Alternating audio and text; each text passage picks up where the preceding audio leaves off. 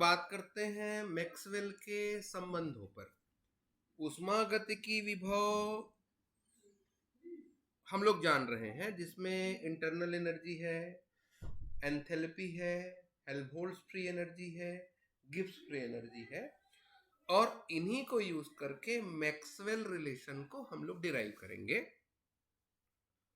ठीक है, तो मैक्सवेल रिलेशन अगर निकालना है तो मैक्सवेल ने क्या किया, ये जो आपके अलग अलग टाइप के आप लोग के पास थर्मोडायनेमिक पोटेंशियल है, उसमें उन्होंने रिलेशन निकाला।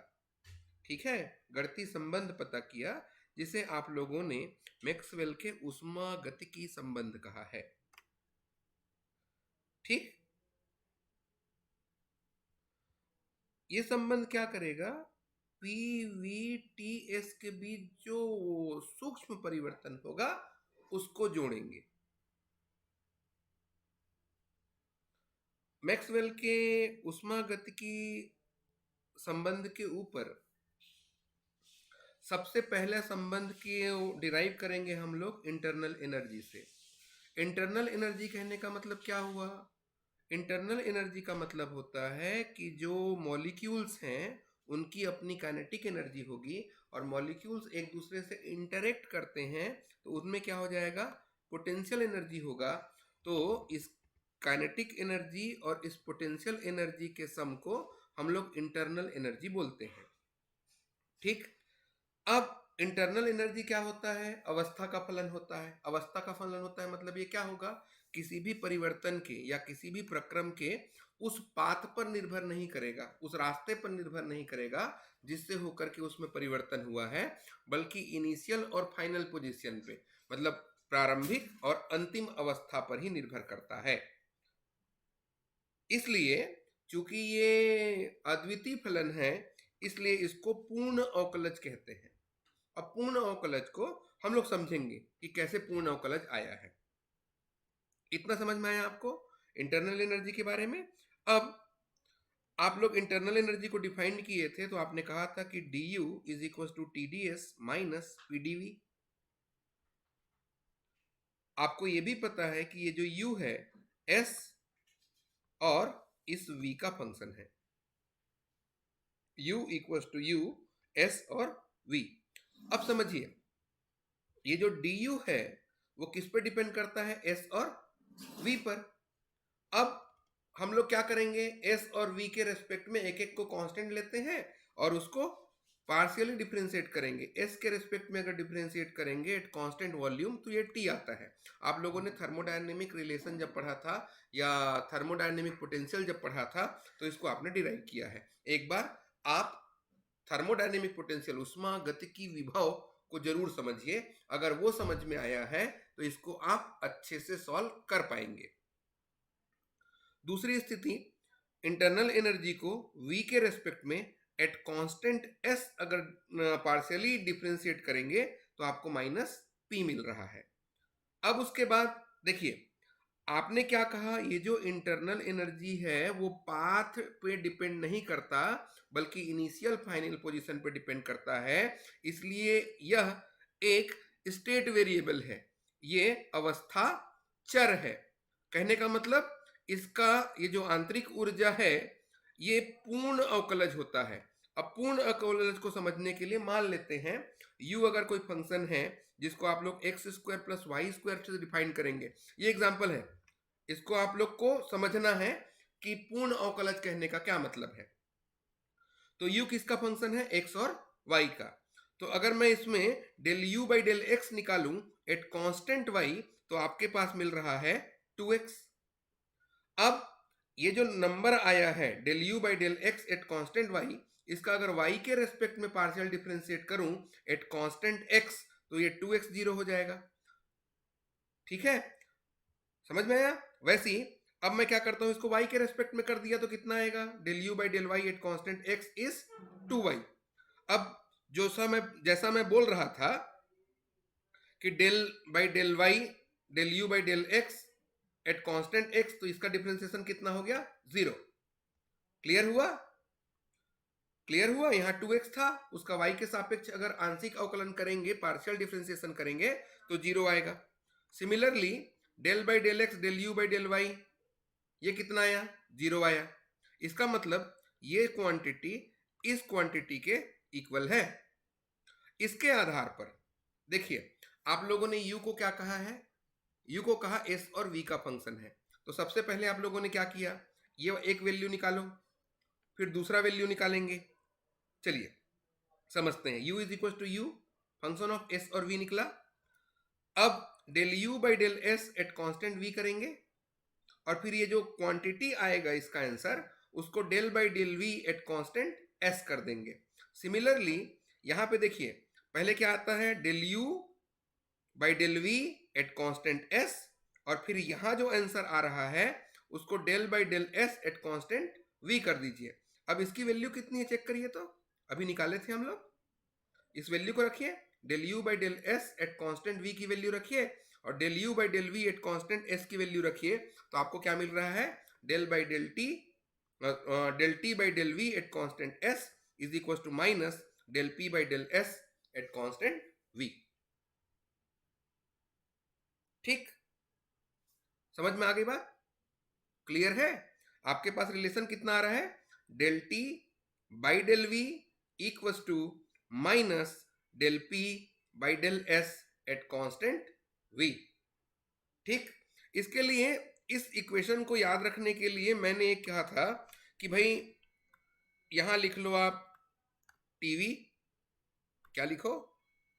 टीवी, और नीचे लिख लीजिए एसपी साहब। क्या लिखिए? एसपी साहब। एसपी साहब क्या देख रहे हैं? टीवी देख रहे हैं। यहां सामने बैठे हैं एसपी साहब, किसको? टीवी देख रहे हैं। यहां देखिए, इसको लिख रहा हूं मैं, इसको लिख रहा हूं मैं del T by del V, del T by del V. क्या लिखा? ये आया del T by del V. आया? इक्वल का साइन लगा दीजिए। अब टी से वी तक आए हैं, अब पी से एस तक जाइए। उल्टा जा रहे हैं, नेगेटिव डायरेक्शन में, नेगेटिव डायरेक्शन में जा रहे हैं। तो यहां आएगा डेल पी, दिख रहा है? Del P by del S. अब इसको ब्रैकेट में बंद कर लीजिए दोनों साइड को, ये ब्रैकेट क्लोज। यहां नीचे में क्या है?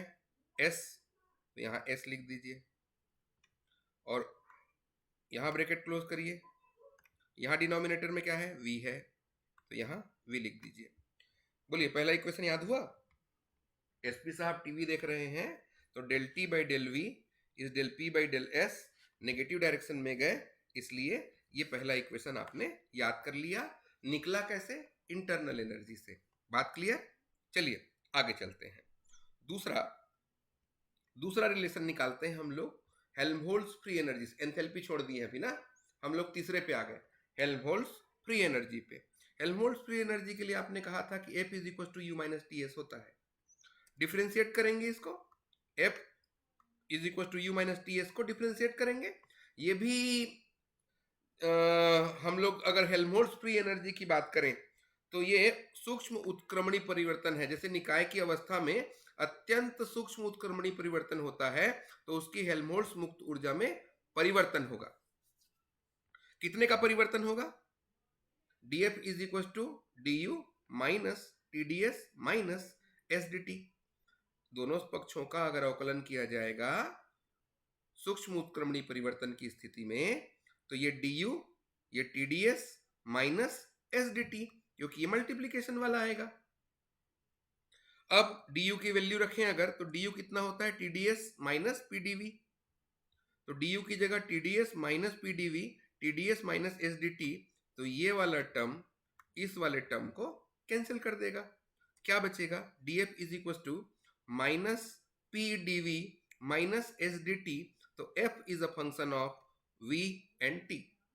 अब ये भी पूर्ण अवकलज है, पाथ इंडिपेंडेंट है। पूर्ण अवकलज होगा तो पहले क्या निकालेंगे आप? Del F by del V at constant T, और क्या निकालेंगे, del F by del T at constant V. फिर इसको और चेंज करके जो कांस्टेंट था उसको वेरिएबल लेंगे और वेरिएबल को कांस्टेंट ले लेंगे।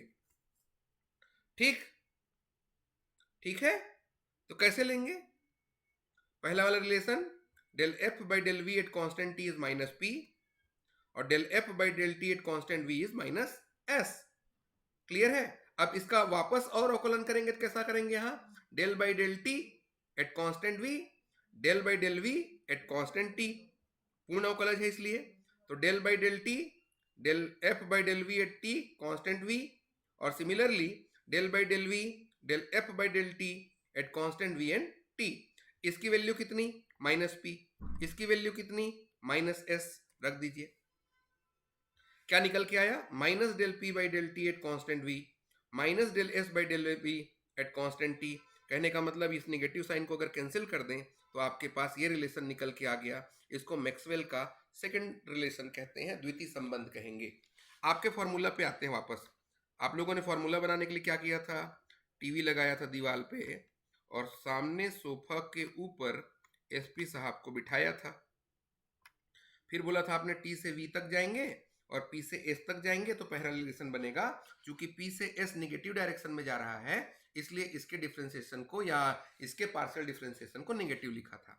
चलिए यहां पे आते हैं, del P by del T, ये आप नीचे से गए ऊपर,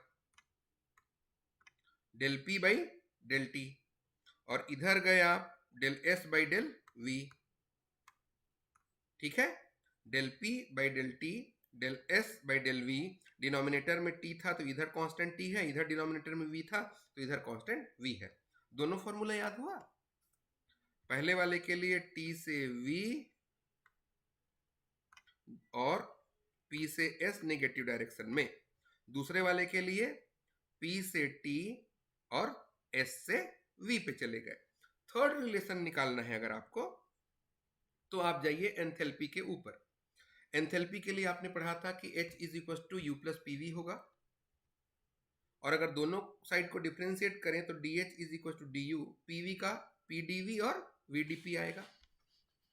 अब ये पीडीवी और VDP जो आया है तो DU की वैल्यू रख दीजिए, TDS minus PDV plus VDP, और ये पीडीवी कैंसिल, TDS और VDP बचा। H किसका फंक्शन होता है, S और P का, S और P का। अब जब इसका फंक्शन है तो इसका पार्शियल डिफरेंशिएशन करेंगे, del H by del S at constant P और del H by del P at constant S। ठीक है, अगर हम लोग इसके रेस्पेक्ट में H और S के रेस्पेक्ट में इसको पार्शियल डिफरेंशिएशन कर रहे होंगे तो आपके पास पहला रिजल्ट आया, del H by del S at constant P is T और del H by del P at constant S is V। अब इसको क्या करेंगे, फिर से यहां क्या आ जाएगा, del by del P at constant S, यहां आएगा del by del S at constant P। तो आपके पास ये रिलेशन आया। इसकी वैल्यू रखिए, इसकी वैल्यू कितना, del H by del S at constant P का T, और इसकी वैल्यू कितनी, V। तो आपके पास रिलेशन क्या निकल के आया, del T by del P at constant S और del V by del S at constant P। अब अगर आप अपने फॉर्मूला पे आइए, टीवी लगा दो दीवार में, सोफा में सामने बैठ गए हैं एसपी साहब, तो पहले रिलेशन में आपने क्या कहा था, T से V और P से S। दूसरे में क्या बोला था आपने, P से T और S से V। ऊपर चले गए थे, चलिए अब नीचे आइए, T से P नीचे आए और V से S नीचे आए। तीसरा रिलेशन, पहला रिलेशन याद हुआ, T से V P से S, दूसरा P से T S से V। ऊपर चले गए, चलिए नीचे आओ, ऊपर से नीचे आओ, T से P और V से S। ये तीसरा रिलेशन है। आखिरी रिलेशन की अगर बात करूं तो आपके पास गिब्स फ्री एनर्जी बचा है, जिसको आप लोगों ने डिफाइन किया था, G is equal to H minus T S. H की वैल्यू u प्लस पीवी, तो G is equal to U plus P V minus T S. आगे पता है आपको दोनों साइड का डिफ्रेंसिएशन अगर करेंगे, ये डी यू हो जाएगा, पी डी वी हो जाएगा, वी डी पी हो जाएगा, माइनस टी डी एस हो जाएगा, माइनस एस डी टी आ जाएगा, और डी यू की वैल्यू रख देंगे। रखो T D S, T D S, P D V, P D V, क्या बचा? D G is equal to V D P minus S D T. अब सीधा सा बात करें तो ये g जो रहता है p और t का फंक्शन है, और इसको हम लोग g को p और t के रेस्पेक्ट में एट कांस्टेंट p और कांस्टेंट t इसका पार्शियल डिफरेंशिएशन अगर करेंगे, पार्शियल डिफरेंशिएशन अगर करेंगे तो del g by del p at constant t और del g by del t at constant p की वैल्यू निकाल लेंगे। तो del g by del p at constant t कितना हुआ? v, और del g by del t at constant p कितना हुआ? Minus s। अब चूंकि इसका भी पूर्ण अवकलज होता है, यहाँ के किसके सापेक्ष करेंगे इसको? Del by del T at constant p और del by del p at constant t। देखिए इसका पार्शियल डिफरेंशिएशन करेंगे हम लोग, पार्शियल डिफरेंशिएशन करेंगे तो क्या है, यहाँ कितना आएगा? Del by del T at constant p, और इसका करेंगे तो कितना आएगा? Del by del p at constant t।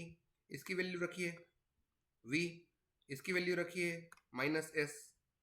तो del v by del T at constant p is equal to minus del s by del p at constant t।